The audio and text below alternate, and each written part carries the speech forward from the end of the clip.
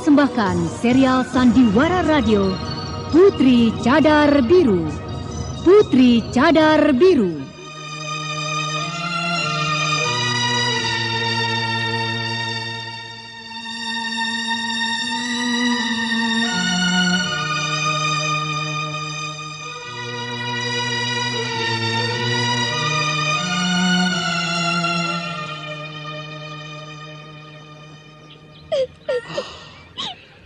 Kenapa kau menangis, Adik Tri?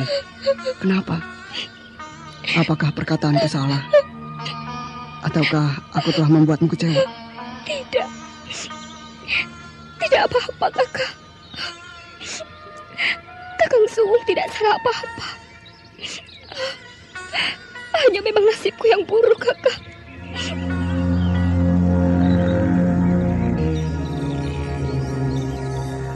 Kakang, bagaimana jika ada orang yang akan membunuhku, Kakang? Dia harus berhadapan dengan aku. Dia adalah guru. Hah?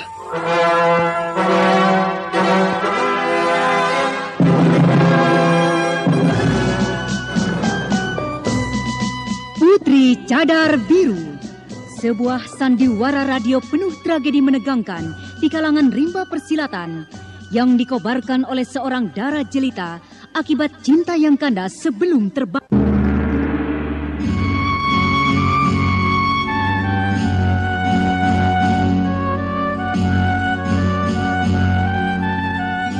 Putri Cadar Biru, sebuah kisah menawan dengan latar belakang liku-liku perjuangan putra-putra Mataram dalam rangka mengusir penjajah Kompeni dari bumi Jayakarta. Kali ini memasuki episode ke-13 dengan judul Badai Melanda Gunung Putri. Naskah karya Suarso Yusi Samsidar, teknik dan montase Ihne Elfriede, musik oleh Frans Harius dengan sutradara Thomas Age.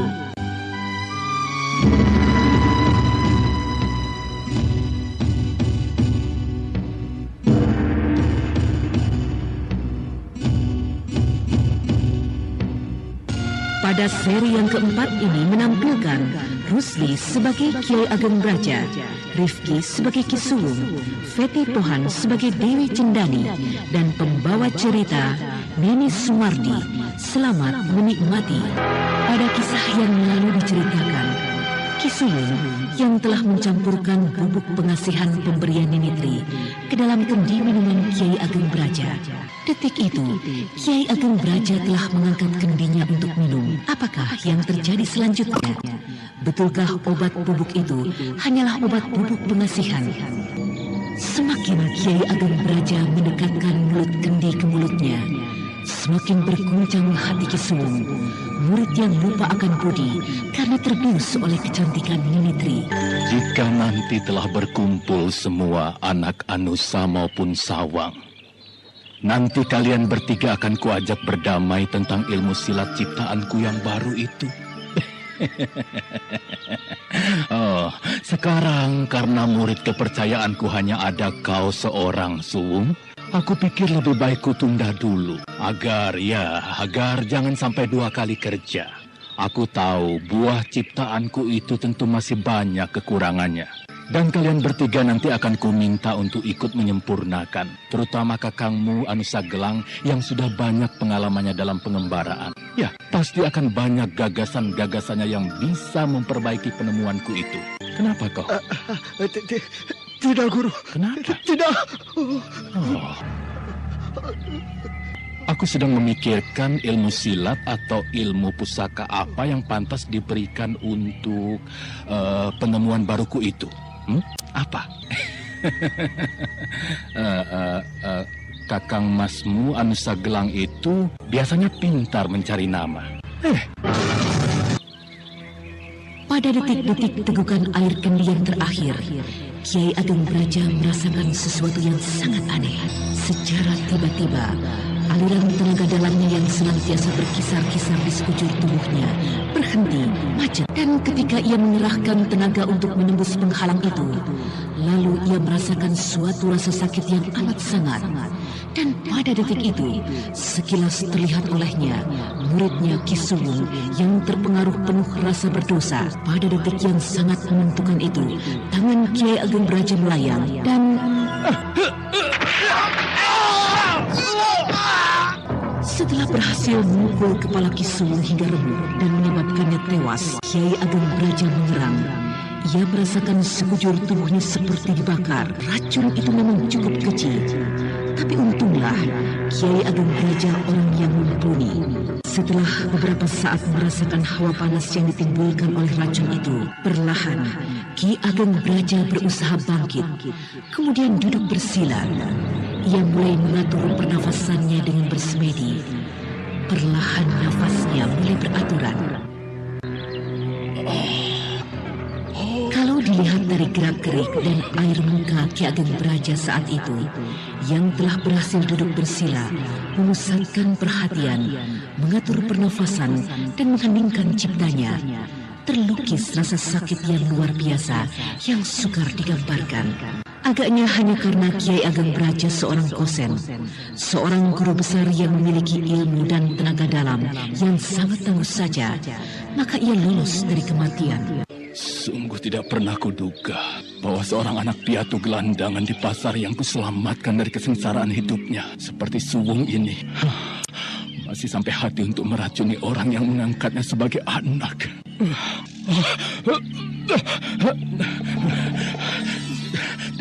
Dengan berkhianatnya salah seorang murid kepercayaanku, maka jelas sekarang bahwa Gunung Putri terancam bencana. Siapakah yang telah berhasil membujuk anak Suwung yang aku tahu sebagai anak yang begitu patuh, hingga sanggup melakukan perbuatan keji seperti ini?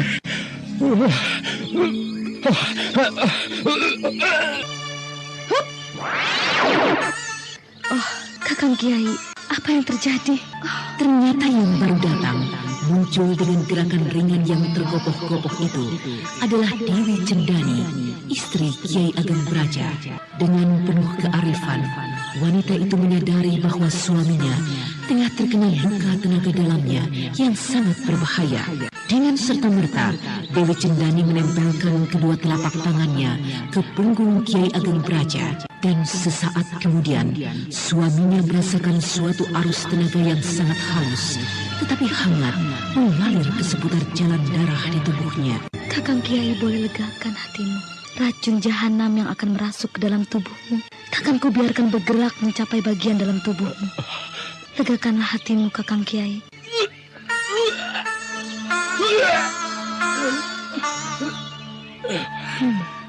Sungguh jahanam. Kakang Kiai, kalau dilihat dari darah yang dimuntahkan itu berwarna merah muda, berarti... Dimas Cendani, Dimas tidak perlu khawatir. Racun pemunah semangat memang sudah melukai isi perutku. Tetapi Dimas jangan berkecil hati. Suamimu tidak akan mati. Kakang Kiai, bagaimana bocah Suwung sampai hati melakukan ini, Kakang Kiai? Apakah selama ini Kakang telah memarahinya? Dimas Cendani, kapan Kakang sempat memarahi bocah ini? Sedangkan Kakang tidak pernah keluar sanggar Pamujan kecuali untuk minum. Hari ini memang Kakang bermaksud mengakhiri samadhi. Dimas, Kakang telah menciptakan... Sudah Kakang, aku sudah tahu. Kakang, aku pikir bocah bernama Suwung ini telah 20 tahun menjadi anak kita, anak Gunung Putri. Selama itu tak ada perbuatan yang buruk, apalagi hianat dan keji seperti sekarang. Kalau tak salah dugaanku, pasti dia terkena bujukan seseorang, hasutan atau rayuan, sehingga melupakan segala kebaikan kita sebagai ayah ibu angkatnya. Hubungan kasih sayang kita dengannya sudah ibarat orang tua dengan anaknya, Kakang. Jadi bujukan atau rayuan siapakah yang mampu mengalahkan kasih sayang kita yang begitu lama sampai 20 tahun, Kakang?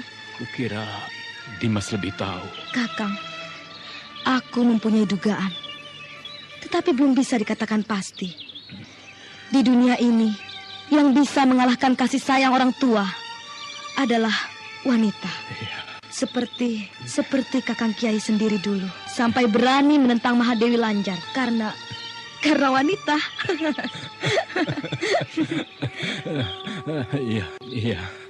Wanita itu dulu bernama Dewi Cendani, seorang darah Gunung Burangrang yang cantiknya. Sudah.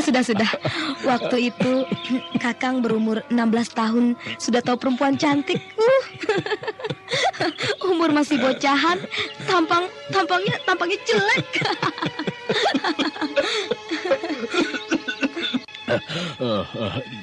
Jelek apa? Kalau aku jelek, masakah Putri Burangrang yang waktu itu jadi rebutan semua pemuda, malahan mengejar-ngejar aku. Sudah, Kakang. Sudah. Lukamu masih cukup parah. Jangan bercanda dulu. Ya, memangnya aku takut kalau mati karena bercanda dengan istriku. Ya sudah. Aku percaya. Sekarang, apa yang harus kita lakukan, Kakang Kiai? Biasanya kau cerdik sekali, Dimas. Cobalah kau carikan jalan pemecahannya.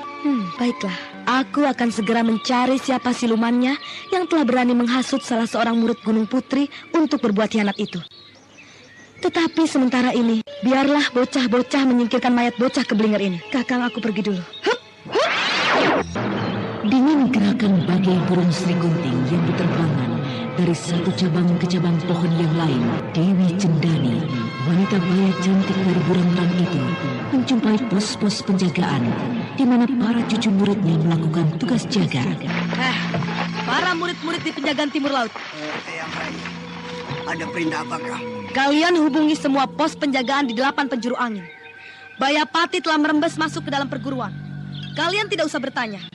Wartakan saja kepada semua pos penjagaan agar semua bersiap siaga menghadapi segala kemungkinan bahaya. Aku akan segera menghubungi Geraha Olah Krida. Baik, Yang Rai. Perintahmu kami laksanakan. Setelah beberapa saat memberikan keterangan pada murid-muridnya, Dewi Cendani pun segera berkelebat pergi lagi. Setelah kepergian Dewi Cendani, terdengarlah suara burung dari pos itu. Pertanda itu adalah suara kode yang harus diberikan pada pos berikutnya.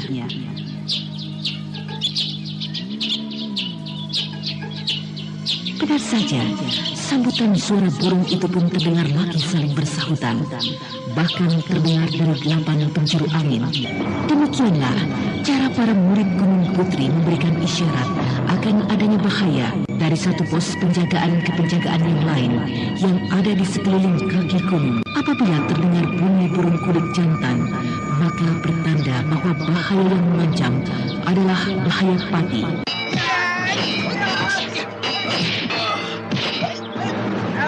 Kakang, kukira aku lebih cocok mempergunakan pedang, bukan tombak. Oh, benar juga.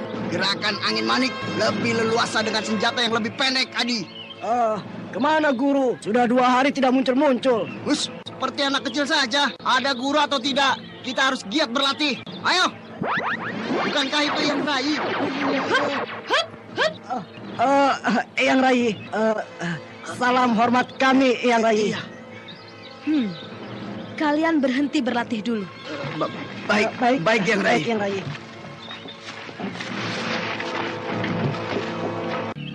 Yang Rai, mohon petunjukmu. Apakah Gunung Putri kedatangan Pancabaya? Pancabaya sudah melukai guru besar dan telah menewaskan guru kalian. Yang Rai. Benarkah itu, Yang Rai? Kalian tenang. Urusan sudah begini rumit dan sangat membahayakan. Kewajiban kalian saat ini adalah berjaga-jaga, menyebar ke 8 penjuru tepi perguruan. Musuh mungkin sudah ada di dalam, tetapi mungkin juga sudah minggat entah kemana. Yang pasti, dalam setiap gerak-gerik dan tingkah laku, kalian harus berhati-hati. Setiap orang, jangankan orang, seekor kelinci pun yang masuk ke dalam kawasan Gunung Putri harus diawasi. Bila bertemu musuh, perhatikan para murid. Kalian cukup melapor kepadaku. Aku selalu berada di sanggar Pamuja. Baik. Baik.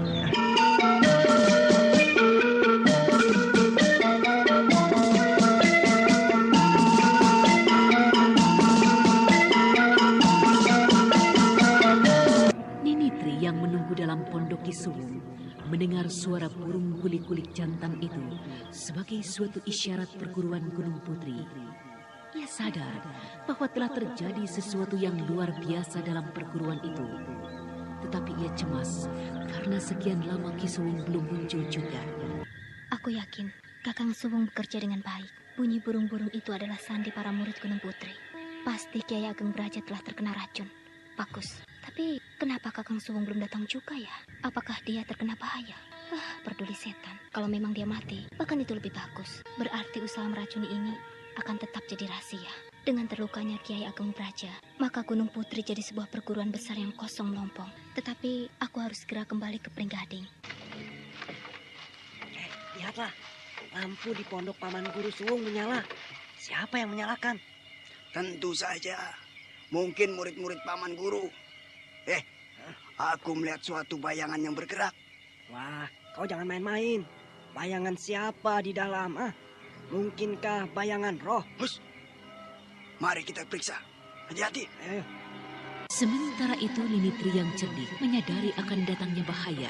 Dengan segera ia pun mematikan lampu pondok. Dan dengan perlahan-lahan ia mencari jalan untuk meloloskan diri. Kita jaga saja di pintu keluar sambil menunggu teman-teman. Barulah kita gerbek. Wah, terlalu lama kalau harus menunggu teman-teman. Pokoknya kita sergap saja. Ayo, masakan kita berdua tak mampu menangani dia? Hus, apakah kau lupa pada pesan Yang Rai? Musuh yang berani menyatroni Gunung Putri pastilah musuh yang tangguh. Oleh karena itu, kita tunggu datangnya teman dan kita akan melapor kepada Yang Rai. Iya, tapi pesan Eyang Rayi itu sesungguhnya bermaksud agar kita jangan sampai menempuh bahaya. Eyang Rayi kasihan kepada kita. Tetapi sebagai murid Gunung Putri, apakah kita tidak malu kalau disebut orang takut mati, takut menghadapi bahaya? Betul juga. Yang penting kita jajal dulu. Kalau memang kita gagal, baru kita melapor. Begitu saja. Kau setuju? Ya, memang begitu maksudku. Ayo, kita dekati.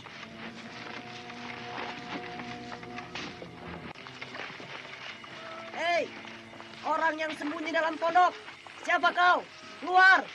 Celaka kalau mereka makin banyak berkumpul. Walaupun mereka boleh dibilang tidak punya kepandaian, akan tetapi setidaknya membuat ribet.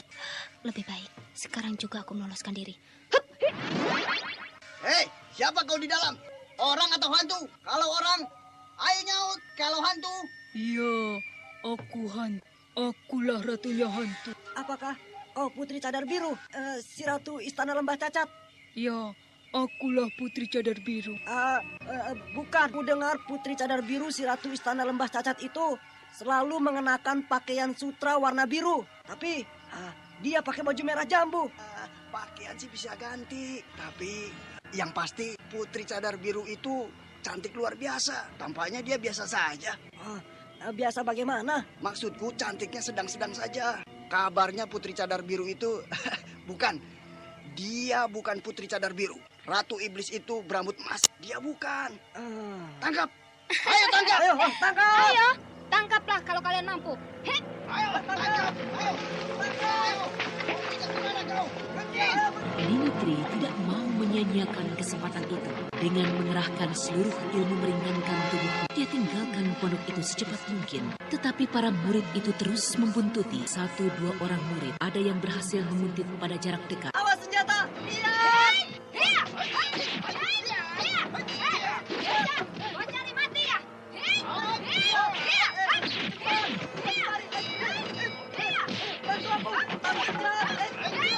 Penjahat makmu.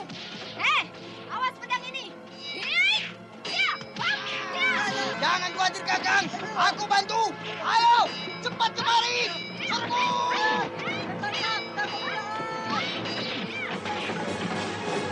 Perkelahian masih terus berlangsung. Murid-murid Dewi Cendani rupanya bukanlah orang-orang yang berjiwa pengecut. Mereka semua menghajar, menerjang, sekalipun pedang-pedangnya tidak pernah menyentuh kulit Ninitri.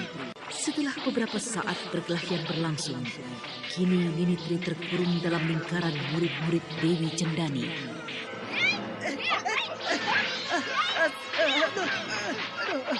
Siapa kau sebenarnya? Aduh. Ayo mengaku. Ayo mengaku. Siapa kau? Sudah. Tangkap saja. Nanti juga ngaku. Iya. Pukul dulu. Iya, pukul dulu. Heh, tidak semudah itu tolong.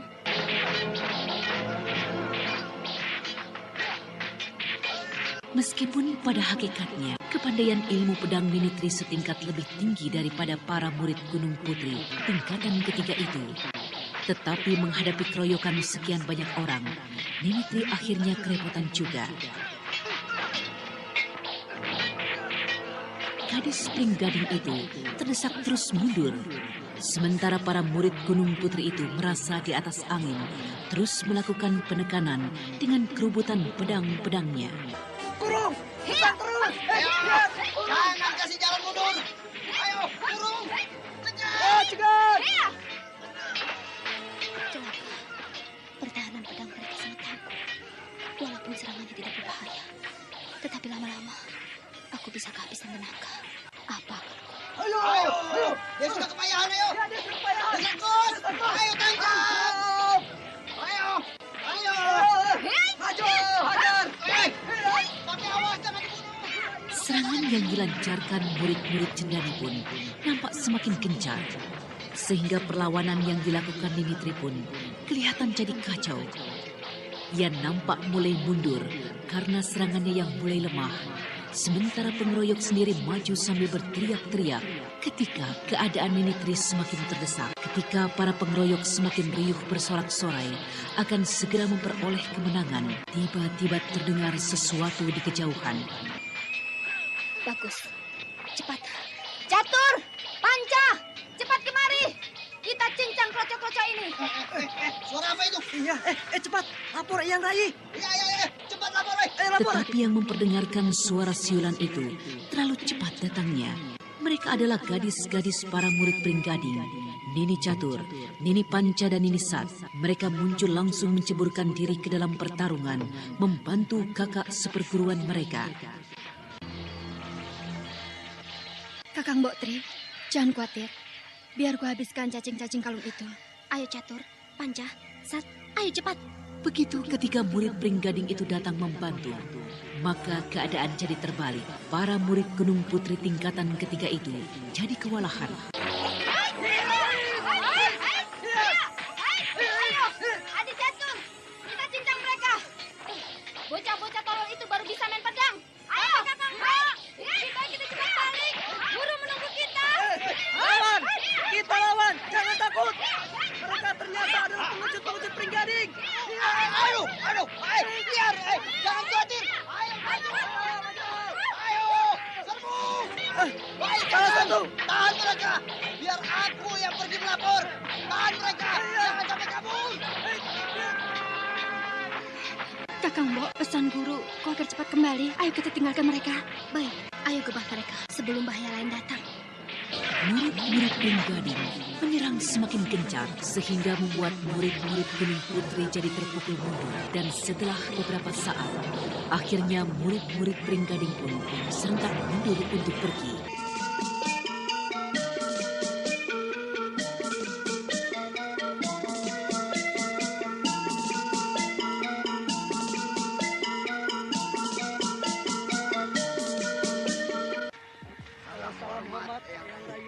Kemana pengacau itu?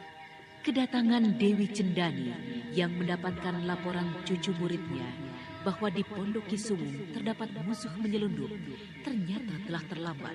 Murid-murid Pringgading itu telah meloloskan diri tanpa bisa dicegah oleh para anak murid Gunung Putri yang rata-rata berkepandaian lebih rendah. Mereka melarikan diri, Eyang. Kepandaian mereka sangat tinggi. Kami mohon ampun, Eyang. Kami tak mampu menahan mereka. Mereka? Bukankah tadi yang melaporkan penyelundupnya cuma seorang? Semula memang seorang yang Rai. Tetapi saat kami hampir berhasil mengurung yang seorang itu, datang lagi 2 orang lainnya. Hampir saja kami semua mendapat celaka. Kau mengenal siapa mereka? Kalau tidak salah, mereka bernama Nini Tri, Nini Catur, dan Nini Sat. Ilmu pedang mereka serupa dengan ilmu pedang Pringgading, Eyang. Tidak salah. Murid-murid wanita bersenjatakan pedang yang memiliki nama urut-urutan. Eka, Dwi, Tri, Catur, dan seterusnya. Mereka benar adalah para murid Nini Susur. Dalam tingkatannya sekarang, mereka adalah orang tingkatan kedua di Pringgading. Dengan kalian, mereka lebih pandai setingkat.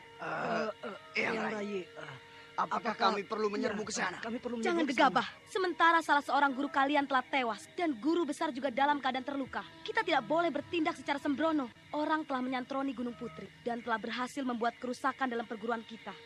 Pasti mereka telah melalui perhitungan yang matang. Kita justru sekarang sedang berpikir, kapan mereka akan melakukan penyerangan ke Gunung Putri. Apapun yang terjadi, Eyang Rayi, kematian Paman Guru Suwung dan lukanya guru besar harus dibuat perhitungan, Eyang Rayi. Kami anak murid Gunung Putri. Meski tidak berilmu tinggi, kami bukan orang yang takut mati, Eyang. Jika mereka datang, biarlah kami mengadu jiwa. Guru besar kalian bukan macamnya orang yang suka mengorbankan cucu muridnya. Kewajiban kalian hanyalah cukup dengan berjaga-jaga saja. Dan segera melapor kepadaku bila terjadi sesuatu yang mencurigakan. Yang akan menghadapi musuh adalah aku. Kalian dengar jelas? Baik, Eyang Rayi. Dalam keadaan biasa, Pringgading tak pernah berani menyinggung Gunung Putri secara begini terang-terangan. Dengan adanya kejadian seperti sekarang, berarti itu menunjukkan bahwa Pringgading sudah mempunyai tenaga bantuan andalan. Entah siapa mereka di belakangnya itu. Tetapi yang pasti, mereka pasti bukan kekuatan yang kecil. Eyang Rayi, kami siap menjadi tumbal Eyang Rayi. Baiklah, aku percaya. Tapi, kalian para murid Suwung. Saat para anak murid Ki Sawang berkata dengan penuh semangat, memperlihatkan sikap yang mencintai perguruan sendiri, maka Dewi Cendani, wanita yang penuh bijak itu, melihat rasa duka yang amat sangat terlukis pada wajah para murid Ki Suwung. Kalian para murid Ki Suwung, kalian tak perlu merasa berdosa atau bersalah kepada perguruan. Yang berdosa dan yang bersalah adalah guru kalian yang mau diperalat orang lain untuk merusak perguruan sendiri. Kalian tidak perlu ragu, tidak perlu khawatir. Aku atau guru besar akan marah kepada kalian. Terima kasih, Eyang Rayi. Kami tetap setia kepada perguruan Gunung Putri. Nah, kalian kembalilah ke pos penjagaan masing-masing. Aku sendiri akan melacak apakah para pengacau itu masih berseliweran di sini, di sekitar perguruan kita atau tidak. Aku pergi. Dewi Cendani beserta para cucu muridnya mengadakan perondaan dan penjagaan di sekitar kawasan perguruan Gunung Putri. Maka pada saat yang hampir bersamaan, pada jarak setengah hari perjalanan berkuda dari perguruan itu, rombongan Nini Susur dan Surak Caniwat menghentikan perjalanan dan berkemah di sepanjang tepi sebuah sungai kecil.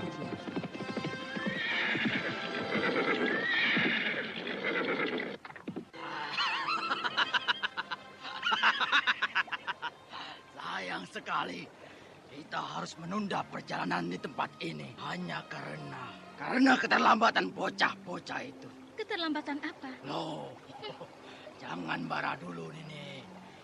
Urusan muridmu bolak-balik ke Gunung Putri itu sudah makan waktu berapa lama? Hah? Bukankah sudah lebih kurang setengah bulan?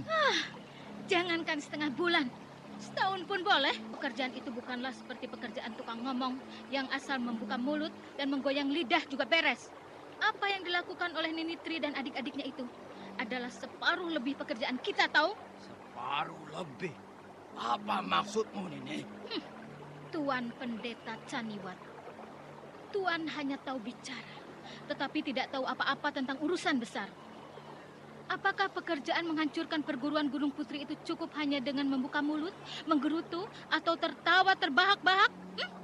Nini, mendiang gurumu tak pernah berani bicara begitu kasar kepadaku. Oh, lain guru, lain aku. Guru lembut, ayu dan penuh perasaan. Maka dari itu dia membuat orang seperti kau beranggapan seolah-olah dia sayang kepadamu. Padahal... Nini! Emangnya kenapa? Aku hanya mau bertindak dan berpikir yang wajar-wajar saja. Yang perlu-perlu saja. Apa yang telah dikerjakan oleh sekalian murid-muridku atas perintahku merupakan urusan paling pokok yang merupakan langkah permulaan menuju keberhasilanku menghancurkan perguruan jahanam itu. Jika orang yang bernama Kiai Ageng Braja itu sudah mati, setidaknya dia sudah terluka berat, maka pekerjaan menghancur luluhkan perguruan itu sudah sangat mudah. semudah kita meludah ke samping. Rasanya, kalau usaha Nini Tri berhasil, hampir boleh dikatakan bahwa keberhasilan menghancur leburkan perguruan itu hampir seluruhnya merupakan jasa Pringgading. Tak ada lagi nama perguruan Gunung Putri, perguruan jahanam itu. Perguruan jahanam, ha? Perguruan jahanam. Sungguh lucu, sungguh lucu. Di mulut berkata perguruan jahanam, tetapi dalam hati siapa tahu. Bahkan setiap mengucapkan perkataan Gunung Putri Nini, nada suaramu menyembunyikan nada keharuan yang luar biasa. Yang luar biasa. Apa katamu? Brengsek. Brengsek kenapa? Siapa yang brengsek? Kau dan semua mereka itu. Apakah termasuk pemimpin besar yang sekarang sedang siap tidur dalam tenda besar itu? Tidak usah melibatkan nama pemimpin besar. Bicara terus terang, Nini. Aku khawatir akan kemampuan muridmu yang bernama Tri itu. Apakah kau masih ingat akan seorang muridmu yang lain yang akhirnya menjadi musuhmu? Apa? Kenapa? Muridmu yang bernama Dwi itu. Apakah kau sudah melupakannya? Masa kau sebagai gurunya lupa, sedangkan aku yang tidak punya hubungan apa-apa dengannya. Aku selalu mengingat seluruh peristiwa itu. Ketika kita menyatroni padepokan Grojogan Sewu. Tapi bocah itu sudah mampus di Bukit Kacida oleh tangan Tuan Sangker Tilak. Buat apa mengingat-ingat dia? Kau Nini Susur. Nini Susur. Dulu, sewaktu dia kau jerumuskan jelas-jelas ke dalam jurang kaki Bukit Kacida. Sedang waktu itu, dia sedang dalam keadaan terluka oleh pukulan Dewi Kilangsari. Nyatanya, dia bisa muncul kembali. Bahkan, seketika itu, dia hampir bisa membunuhmu. Apalagi sekarang. Kata orang yang bernama Sangker Tilak itu, gadis bernama Dwi itu telah mati bersama Kantil Biru. Tetapi nyatanya, di sana hanya ada satu kuburan. Kuburan salah seorang gadis bidadari Pajutelu itu. Dan kuburan yang satu lagi, yang tertulis sebagai kuburan Nini Dwi.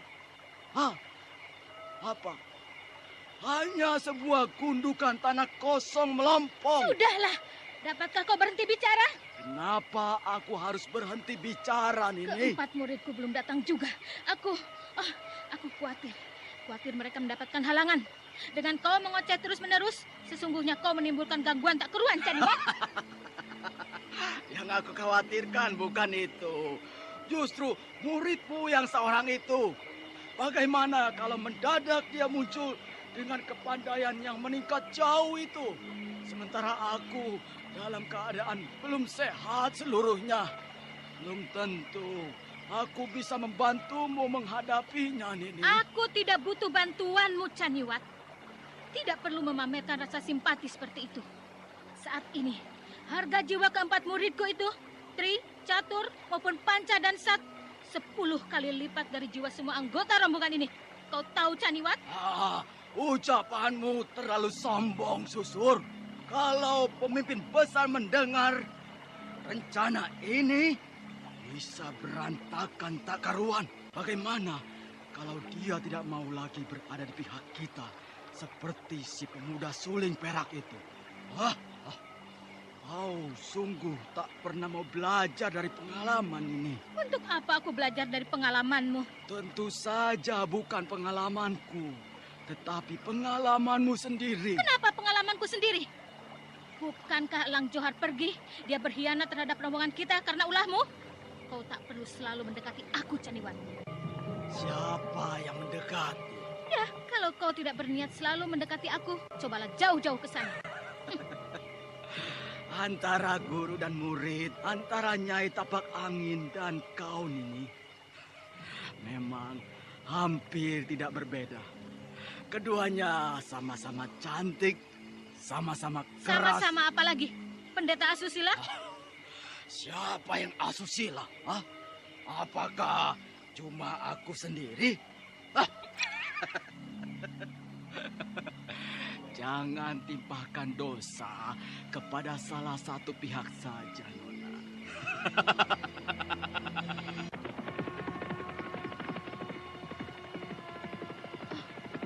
Mereka itu Tri, Catur, Panca, dan Sat?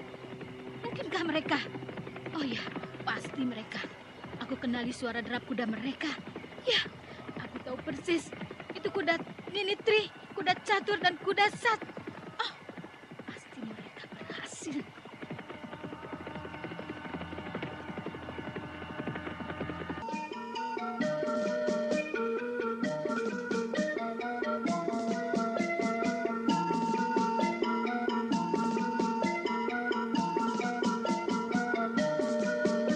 Nah, saudara pendengar, benarkah mereka yang sedang mendatangi berkuda itu adalah ketiga murid Nini Susur yang kembali dari Gunung Putri?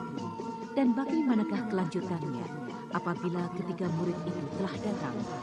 Untuk mengetahui jawabannya, ikutilah lanjutan kisah Putri Cadar Biru dalam episode ke-13 dengan judul Badai Melanda Gunung Putri. Sampai jumpa.